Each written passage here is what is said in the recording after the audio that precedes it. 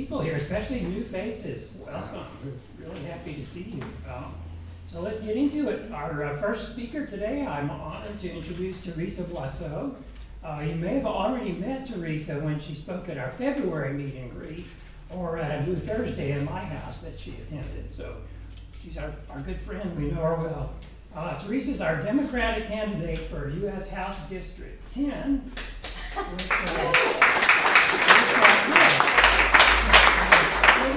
In the fall against incumbent Michael McCall and a couple of minor party candidates.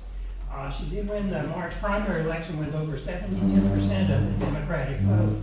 Now McCall also won with about 72%, but this district is heavily gerrymandered, as you can see, so that there's quite a few more Republicans in this district than Democrats. But we'll get back to this maybe, but I just wanted to point out how gerrymandered it is that this is our little area right in here, and they included this with this little strip, just because our district is actually heavily Republican too. So that district is. Show where he lives. But That explains why it's gerrymandered. yeah. Where does he live? Like on the point of the where it says Austin. Yes. Oh, like right here. That little island.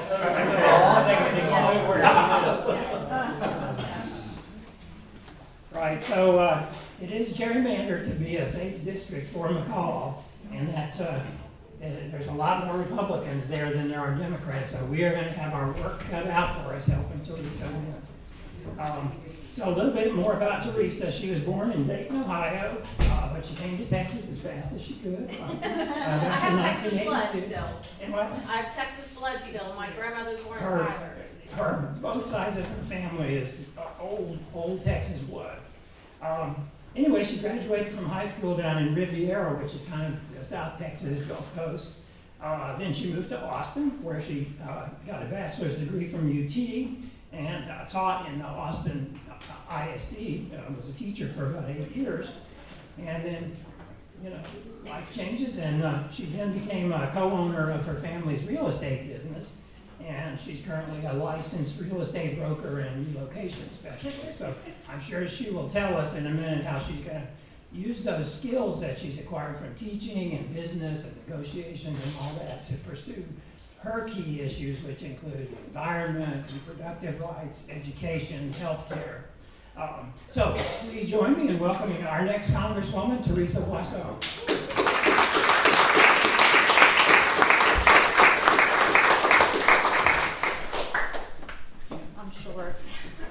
Is that good?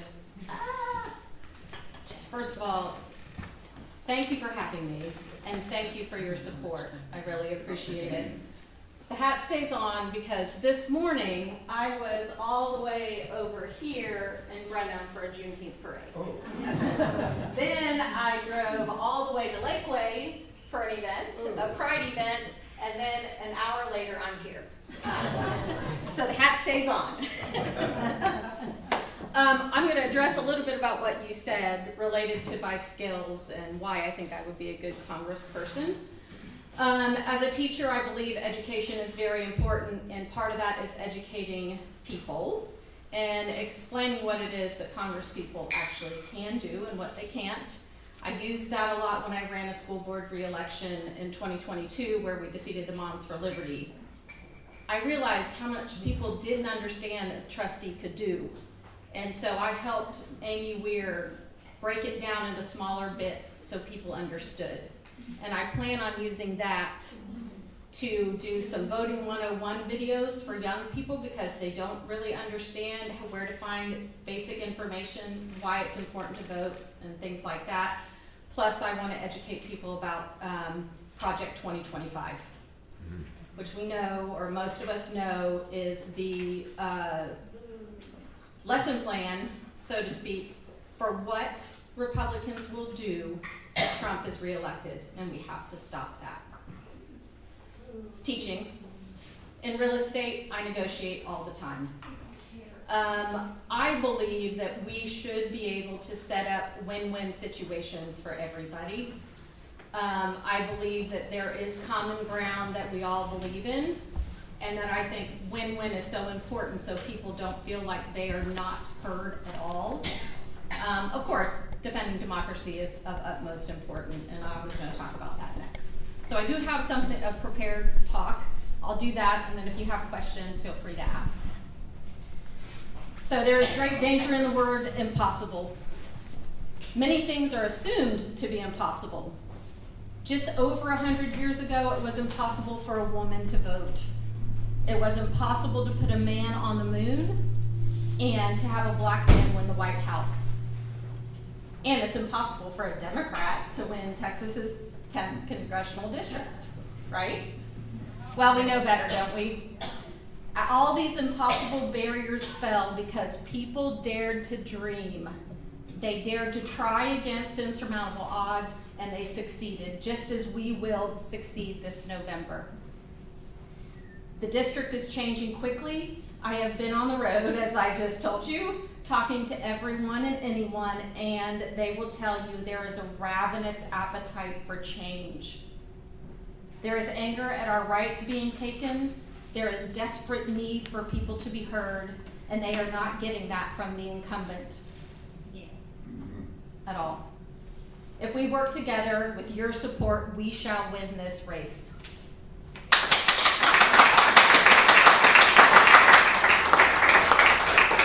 Because winning this district is not simply about another Democratic vote in the House, as useful as that may be, I am working with Democratic candidates up and down the ballot, from City Council to Senate, getting organized, getting out the vote, persuading people for a brighter future. It helps all candidates win together. For example, Dwayne and I had a nice conversation while I was on my 2-hour drive back. This means real progress can be made on keeping schools for students, not for profits. It means we can better rural health care, we can expand access to jobs and housing, and we can protect fundamental rights. And we can secure for our children the right to live in a democratic society.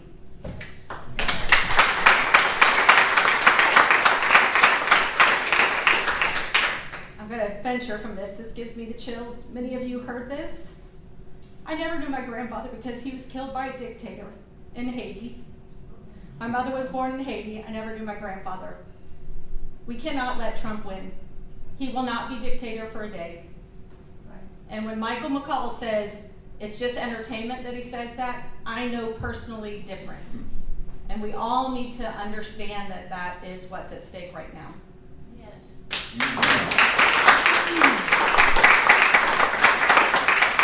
There is a broader point too. When we win this district, we will have shown to the nation not only that it is possible, but how we can win in areas the Democratic Party has often struggled. We are writing the playbook for majorities of state houses and in Congress that fight back against all who would rather dismantle everything America stands for than share a fraction of that power. For we will need every aid if we are to repel the assault on democracy. We have men here in America declaring they will be dictators. We have others trying to enable the dictatorship by dismantling the freedoms that define America. And we have some weak and feeble Republican politicians who do nothing to stand up to them.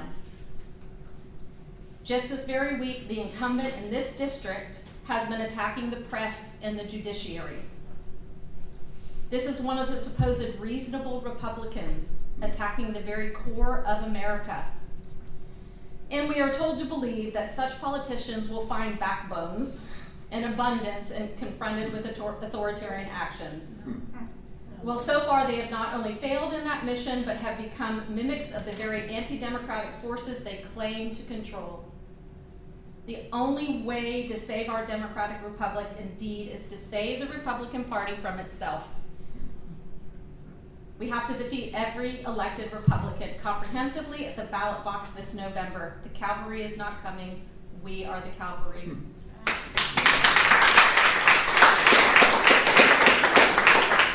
We must show those with contempt for American democracy, those who mock it and decry it, that they cannot remove the franchise from those they hate. We must show these people that they are wrong. Let us not forget the origins of the Democratic Party. When founded in the 1800s, the name was hurled at the party in mockery because it dared to dream of people having a voice of a nation governed by all, not merely those with privilege. We picked up that insult and wore it proudly because we knew then and now know that only a true democracy can ever be truly free. We cannot mount a defense of American democracy alone, however. We must be willing and indeed eager to work side by side with those who share our commitment to government by the people, regardless of any differences we have on policy. There are many principled Republicans who have been abandoned by their party. State of Texas is a good example.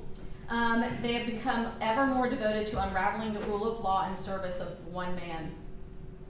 To those people, I will always make time to listen and to understand their beliefs. Believe me, I've already talked to many of them in small town Texas. They are done. I've talked to many of them. We just need to reach out to some of them. And I hope that someday soon we may return to disagreement and keeping one another honest, safe in the knowledge that our nation no longer is at risk. Winning this district, therefore, gives us that first step to not only defend our democratic rights, but strengthening them too. It will take doing what is hard. It will take all of us not to lose sight of the hope that sustains us. We can, we will, and we must show the nation that democracy wins, not just on the margins, but in every state and every corner of America.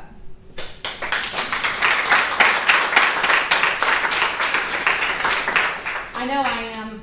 I'm sure many of you are weary from the last 8 years. Holding our sanity, the ideals of our nation have left us tired and despondent, but I'm here to say, take a breath. Take a moment, find a friendly face, and then redouble our efforts. We have 5 months. That's it. Because authoritarians only need to win one race. Democracy must be defended time and again, exhaustion or not. For the very first time an authoritarian wins, democracy is lost. Let us not then do simply that which we believe to be impossible. Let us do that which we know to be right. You know me. My name is Theresa Boisseau. I will be proud to represent you in Congress, and I would be honored to have you by my side getting there.